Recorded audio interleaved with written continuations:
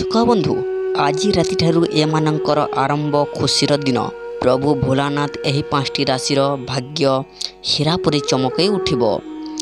ଦର୍ଶକ ବନ୍ଧୁ, ଆପଣ ଯଦି ଜ୍ୟୋତିଷ ଶାସ୍ତ୍ର ସହିତ ଜଡ଼ିତ ଅଧିକ କିଛି କଥା ଜାଣିବା ପାଇଁ ଚାହୁଁଛନ୍ତି, ଆଜି ଆମେ ଆପଣଙ୍କୁ କହିବାକୁ ଯାଉଛୁ କି ଦୀର୍ଘ 500 ବର୍ଷ ପରେ ଭଗବାନ ଶିବ 5ଟି ରାଶି ଉପରେ ତାଙ୍କ ବିଷୟରେ।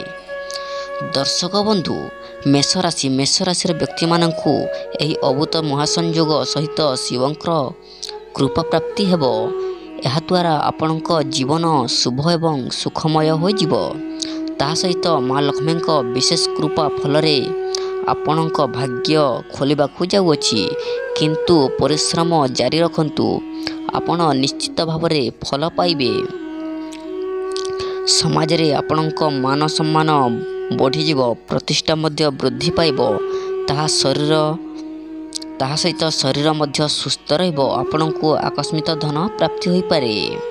ଦର୍ଶକ ବନ୍ଧୁ, କନ୍ୟା ରାଶିର ବ୍ୟକ୍ତିମାନଙ୍କୁ ପ୍ରଭୁ ଶିବଙ୍କର ବିଶେଷ କୃପା ପ୍ରାପ୍ତି ହେବ।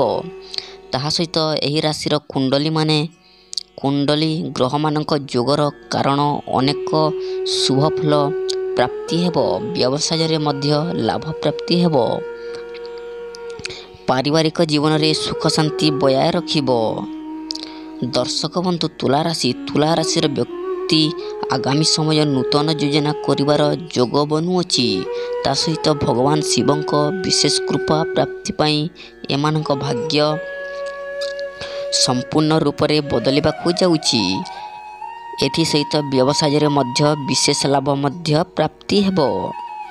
ଦର୍ଶକ ବନ୍ଧୁ, ସିଂହ ରାଶିର ବ୍ୟକ୍ତିମାନଙ୍କ ଜୀବନରେ ଅଧିକ ମହାସଂଯୋଗ କାରଣରୁ ଗ୍ରହମାନଙ୍କର ଶୁଭଫଳ ଏହି ରାଶିରେ ଦେଖିବା ପାଇଁ ମିଳିବ। ତାହା ସହିତ ଏମାନଙ୍କ ସ୍ୱାସ୍ଥ୍ୟରେ ମଧ୍ୟ ଉନ୍ନତି ପରିଲକ୍ଷିତ ହେବ। ପ୍ରଭୁ ଶିବଙ୍କ କୃପାରୁ ସମସ୍ତ କାର୍ଯ୍ୟ ସୁରୁଖୁରୁରେ ହୋଇଯିବ।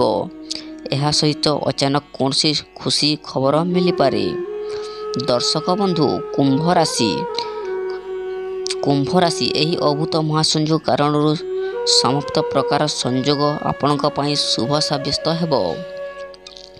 ଆପଣଙ୍କ ଭାଗ୍ୟ ସମ୍ପୂର୍ଣ୍ଣ ରୂପରେ ବଦଳିବାକୁ ଯାଉଛି। ଏହା ସହିତ ଭୋଲାନାଥଙ୍କ ବିଶେଷ କୃପା ପ୍ରାପ୍ତି ହେବ। ଫଳରେ ଏହି ରାଶିର ବ୍ୟକ୍ତିମାନଙ୍କ ଭାଗ୍ୟ ହଠାତ୍ ବଦଳିଯିବ। ତା ସହିତ ଭାଙ୍ଗିଥିବା କାର୍ଯ୍ୟଗୁଡ଼ିକ ଠିକ୍ ସମୟରେ ହୋଇଯିବ।